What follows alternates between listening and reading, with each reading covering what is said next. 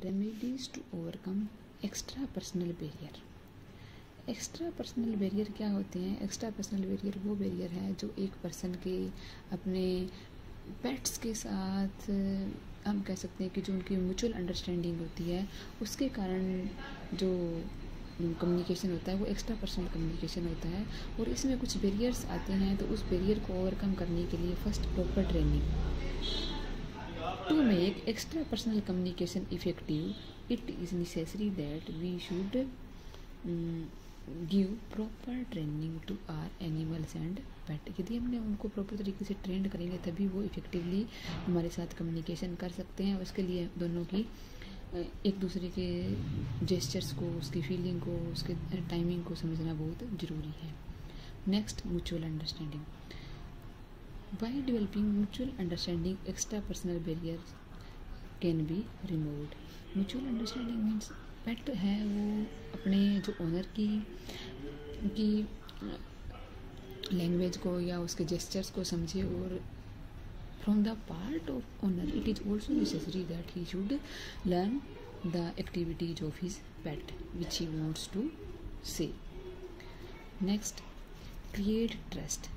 Extra personal communication is also a matter of trust and faith।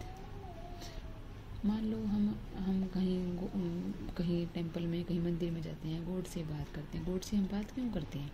तभी जब हम बहुत दुखी होते हैं, मीन्स हमें उसके ऊपर फेथ होता है, बिलीव होता है। ट्रस्ट और फेथ एक्स्ट्रा पर्सनल कम्युनिकेशन के लिए बहुत ज़रूरी है, क्योंकि ये कम्युनिकेशन एक ह्यूमन बीइंग का दूसरे ह्यूमन बीइंग के साथ ना होकर के पेट और इनएनिमेट ऑब्जेक्ट के साथ होता है। इसलिए इसके लिए ज़रूरी है कि दोनों के अंदर या एक ह्यूमन बीइंग का अपने पेट्स में प्रॉपर ट्रस्ट हो। Remedies to overcome organisational barrier. Organisational barrier वो होते हैं जो एक ऑर्गेनाइजेशन के इनबिल्ट बैरियर्स होते हैं, जो एक ऑर्गेनाइजेशन की पॉलिसी, उसके रूल रेगुलेशन के कारण होते हैं। तो फर्स्ट इस बैरियर को ओवरकम करने के लिए फर्स्ट जो टाइप है वो हमारा है ओरिएंटेशन प्रोग्राम फॉर एम्प्लॉयज। एक कंपनी को टाइम टू टाइम ऑर्गेनाइज करनी चाहिए ऐसे प्रोग्राम, ओरिएंटेशन प्रोग्राम, जिसमें क्या होगा, एम्प्लॉयज़ है कंपनी के रूल रेगुलेशन के बारे में, उसकी पॉलिसीज़ के बारे में, उसके विज़न, उसके मिशन, उसके गोल्स के बारे में वो अच्छे से जान सकें। वरना क्या होता है कि कंपनी की पॉलिसीज़ के बारे में एम्प्लॉयज़ को पता ही नहीं होता, और साथ में एक एम्प्लॉय को दूसरे एम्प्लॉय से मिलने का भी एक अच्छा मौका मिल जाता है। तो ये एक इफेक्टिव वे है कि एक कंपनी की ग्रोथ और डेवलपमेंट में मेन रोल प्ले करता है। Next, better interpersonal relationship. Mutual understanding between the employer and the employee is the best way to achieve goal. एक ऑर्गेनाइजेशनल बैरियर को मिनिमाइज करने के लिए सबसे ज़रूरी है कि सुपीरियर है जो, या कंपनी के जो ओनर है, वो भी अपने एम्प्लॉयज़ की, उनके राइट्स का, उनकी हम कह सकते हैं कि नेसेसिटी का ध्यान रखे। और दूसरी तरफ एम्प्लॉय, ये क्या होगा, इससे एम्प्लॉयज़ का है वो अपने ओनर के प्रति फेथ बढ़ेगा, उनमें कॉन्फिडेंस लेवल भी आएगा, और वो अपने एम्प्लॉयज़ को के प्रति उनमें ट्रस्ट बढ़ेगा, और वो कंपनी के लिए बेटर अपनी तरफ से कंट्रीब्यूट कर पाएंगे। नेक्स्ट है compassionate listening। Always give a chance of free interaction with our employees and try to listen them compassionately।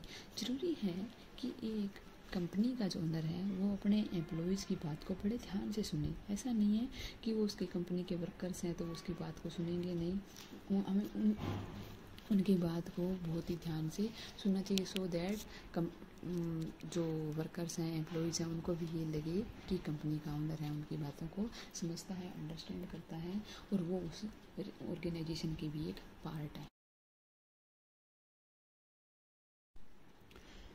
Sensible use of grave wine.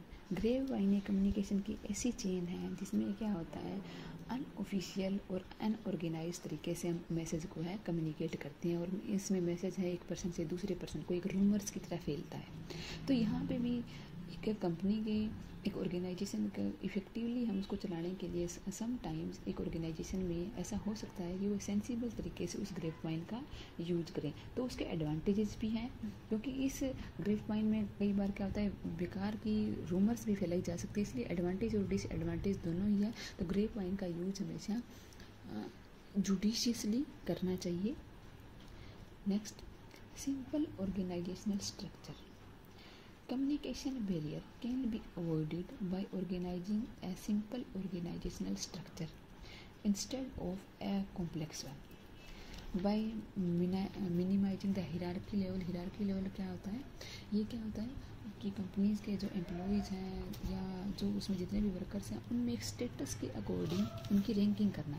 तो इस हिरार्की लेवल को हम कम करके भी एक मैसेज के डिस्टोर्शन की पॉसिबिलिटी को कम कर सकते हैं, क्योंकि हिरार्की के थ्रू मान लो एक हायर लेवल से लो लेवल से होते होते जो मैसेज वर्कर्स तक पहुंचता है तो उसके डिस्टोर्शन की और मैनिपुलेशन की पॉसिबिलिटी काफ़ी बढ़ जाती है। इसलिए हमेशा एक सिंपल ऑर्गेनाइजेशनल स्ट्रक्चर होना चाहिए, जिसमें क्या होगा कि एम्प्लॉयज़ और एम्प्लॉयर के बीच में है कम्युनिकेशन को करने के लिए कम से कम मीडियम या कम से कम चैनल की ज़रूरत पड़े। This is all about to overcome the barriers which occurs due to organizational policies. Thank you.